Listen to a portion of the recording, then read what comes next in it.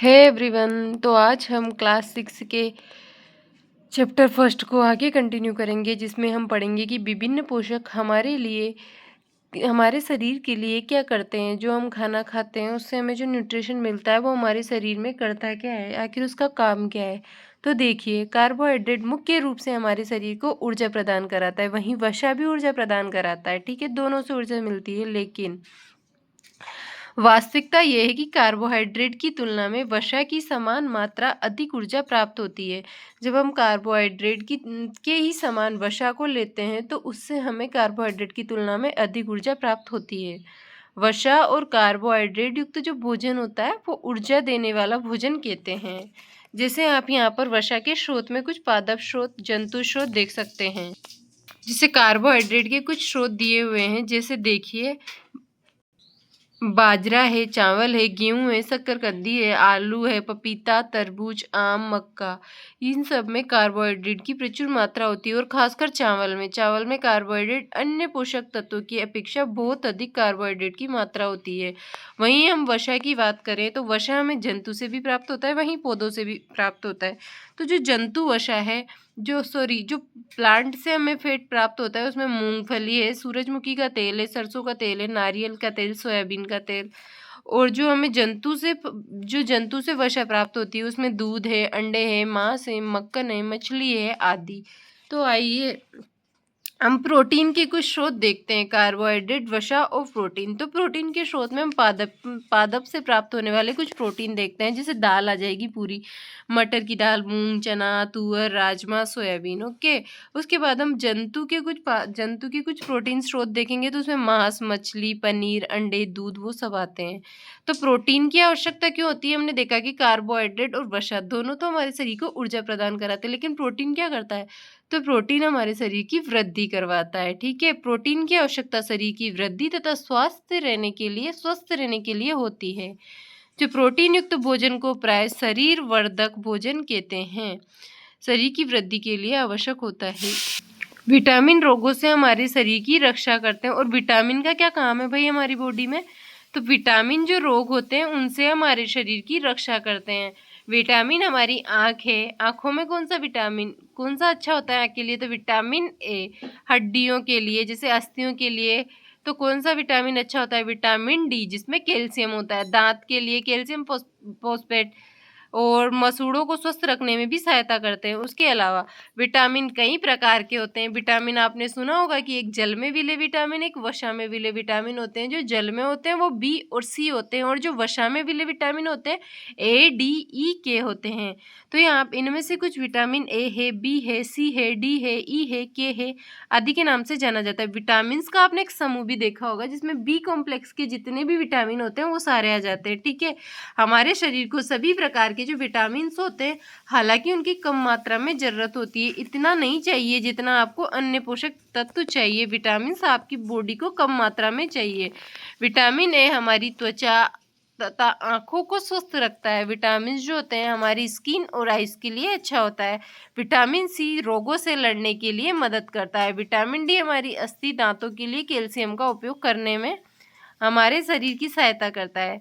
चित्र में कुछ विटामिन से भरपूर भोजन को आप देख सकते हैं। जैसे विटामिन ए पता है किसमें पाया जाता है? तो ध्यान रखना, विटामिन ए पपीता है, आम है, गाजर है, दूध और मछली का तेल। उसके अलावा विटामिन बी के स्रोत में आ जाता है भाई गेहूं खाते हो ना आप, रोटी खाते हो, तो उसमें कौन सा विटामिन होता है? रोटी में विटामिन बी। चावल विटामिन बी, यकृत विटामिन बी।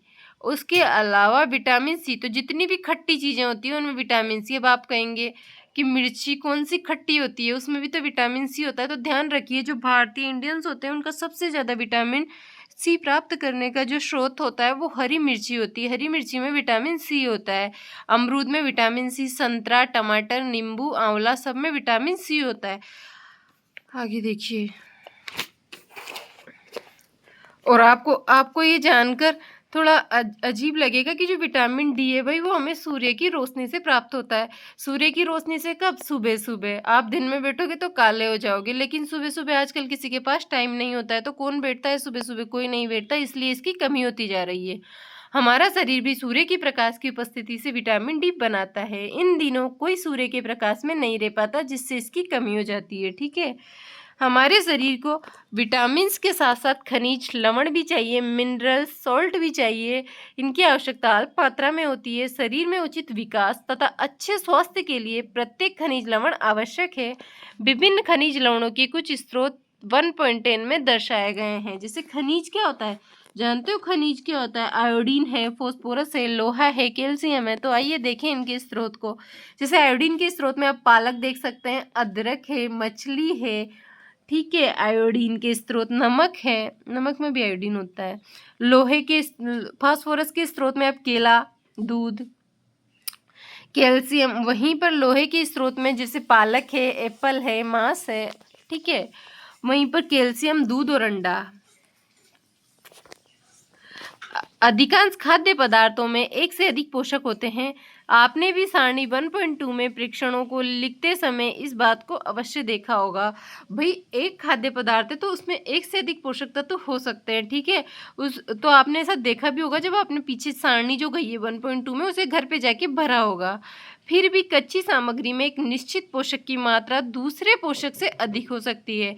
उदाहरणतः जो चावल होता है ना, उसमें कार्बोहाइड्रेट दूसरे पोषक की अपेक्षा अधिक होता है। इस आधार पर हम कह सकते हैं कि चावल कार्बोहाइड्रेट से समृद्ध भोजन है।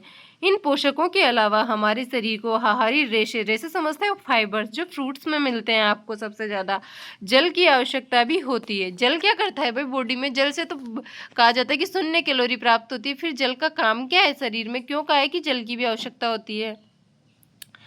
तो आहार रेशे रुक्षांश के नाम से भी जाने जाते हैं। हमारे खाना जो होता है, रुक्षांश की पूर्ति मुख्यतः पादप उत्पादों के लिए, पादप उत्पाद जो होते हैं उनसे होती है। उसके अलावा रुक्षांश के मुख्य स्रोत में साबुत अनाज, दाल, आलू और ताजे फल तथा सब्जियां है। रुक्षांश हमारे शरीर को कोई पोषक प्रदान नहीं करते, फिर भी हमारे भोजन का आवश्यक अव्यय है। ऐसा क्यों?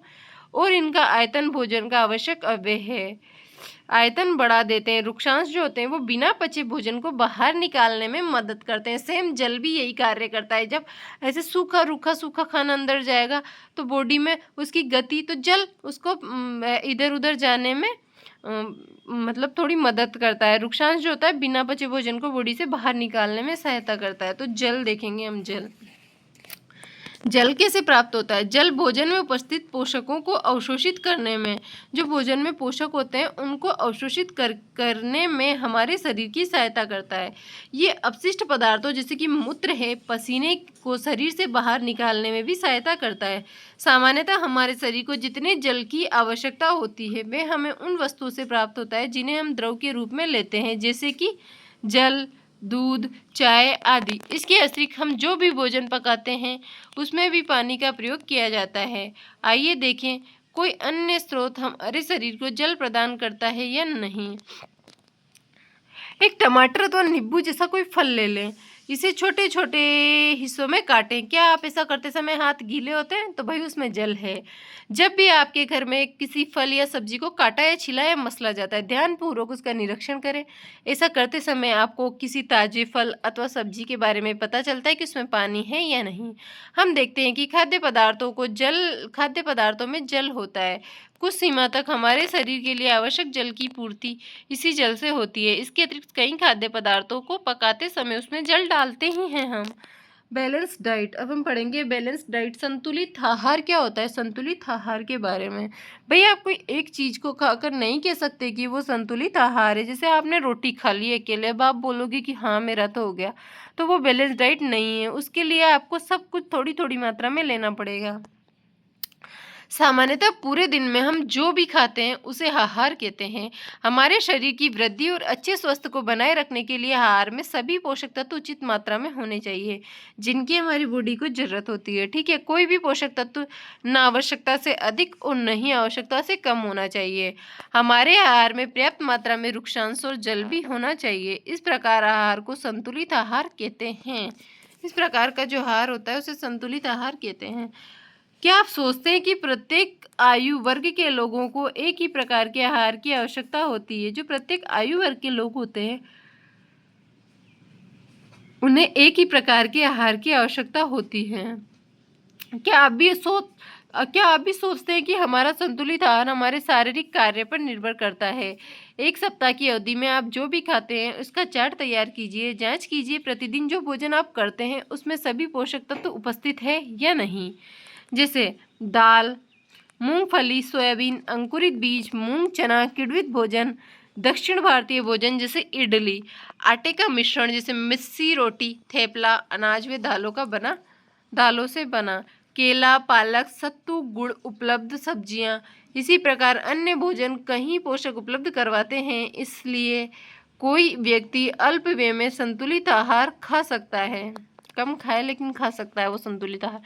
उचित प्रकार का भोजन करना भी पर्याप्त नहीं है, इसे उचित तरीके से पकाना भी चाहिए ताकि इससे पोषक तत्व नष्ट ना हो। या पहेली बोल रही है। पहेली ये जानने के लिए उत्सुक है कि क्या जंतुओं के भोजन में भी ये सभी अवयव होते हैं, क्या उन्हें भी संतुलित भोजन की आवश्यकता होती है? क्या आप जानते हैं पकाते समय पोषक तत्व नष्ट हो जाते हैं। छिलका उतारकर यदि सब्जियों और फलों को धोया जाता है तो संभव है उनकी कुछ विटामिन नष्ट हो जाएं।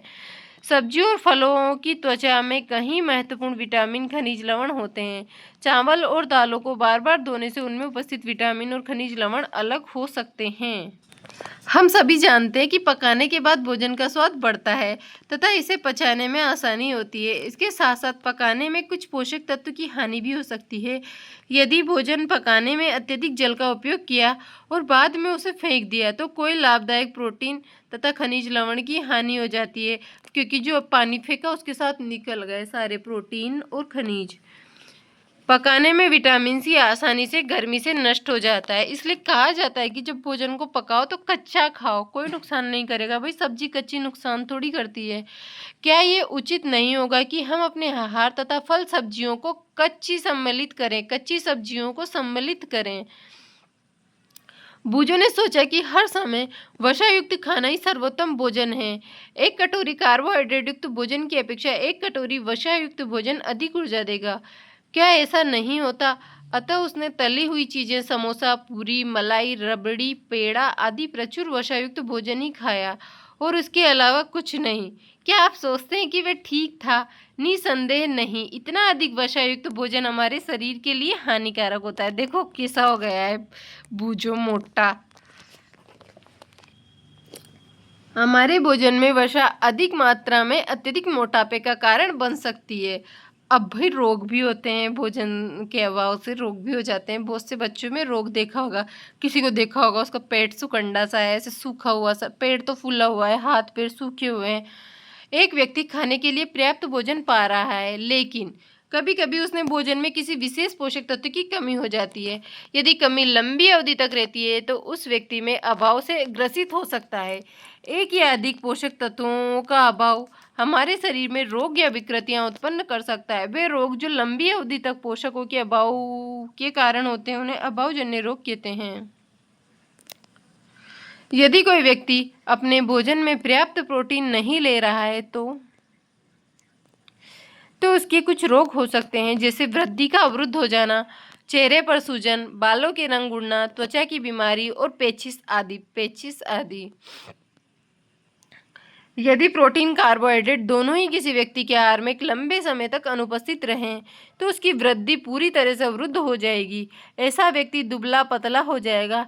वह इतना दुर्लभ हो जाएगी कि चलने में असमर्थ होगा। विभिन्न विटामिन और खनिज लवणों के अभाव में विभिन्न रोग तथा विकृतियां हो सकती है। इनमें से कुछ सारणी 1.3 में दर्शाए गए हैं। सभी अभावजन्य रोगों की रोकथाम संतुलित आहार लेने से की जाती है। इस अध्याय में हमने स्वयं से ये जानने की कोशिश की कि विभिन्न क्षेत्रों में भोजन में इतनी अधिक विविधता होते हुए भी आहार में पोषक तत्वों की विवरण सामान्य है। भाई ऐसा क्यों?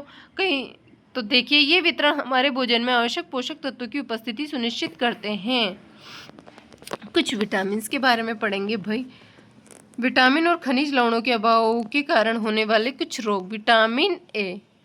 विटामिन ए की मैंने बताया था कि आंखों से संबंधित रोग है, तो इससे क्या हो जाएगा? क्षीण दृष्टि। लक्षण क्या होते हैं इसके? तो कमजोर दृष्टि, अंधेरे रात में कम दिखाई देना, कभी कभी पूरी तरह से दिखाई देना ही बंद हो जाता है। इस रोग को क्या बोलते हैं वैसे? रतौंधी रोग, जीरोप्थेल्मिया।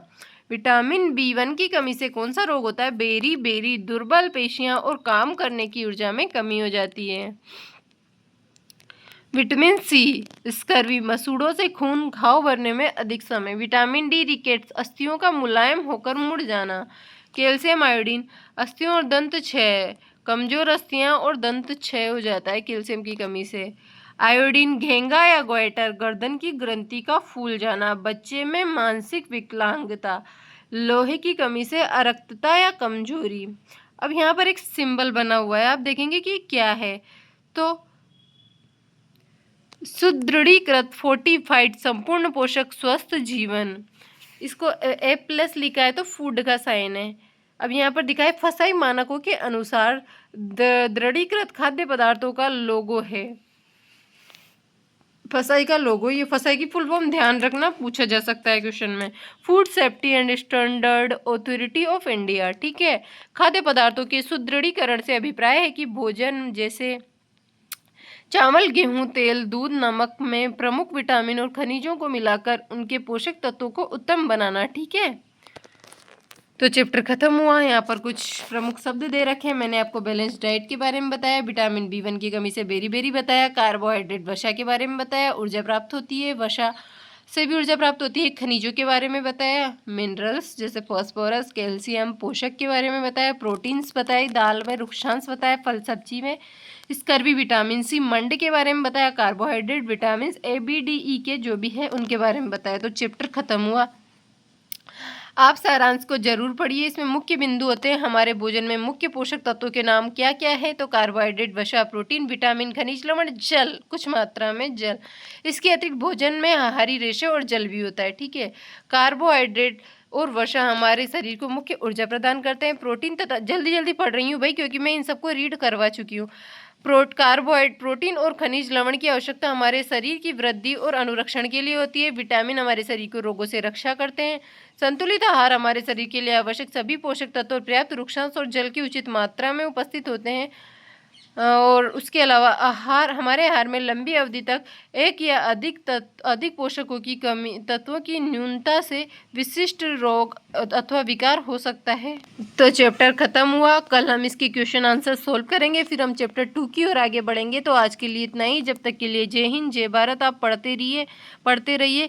आई होप आपको सब कुछ समझ आएगा। अगर कुछ नहीं आता है तो आप कमेंट कीजिए, मैं आपके क्वेश्चंस का आंसर दूंगी। तो जब तक के लिए इतना ही। पढ़ते रहिए, अपना ध्यान रखिए। आगे देखेंगे हम कल हम इसके क्वेश्चन और फिर हम वस्तुओं से कैसे कैसे हम मिलाकर समूह बनाते हैं उसके बारे में पढ़ेंगे।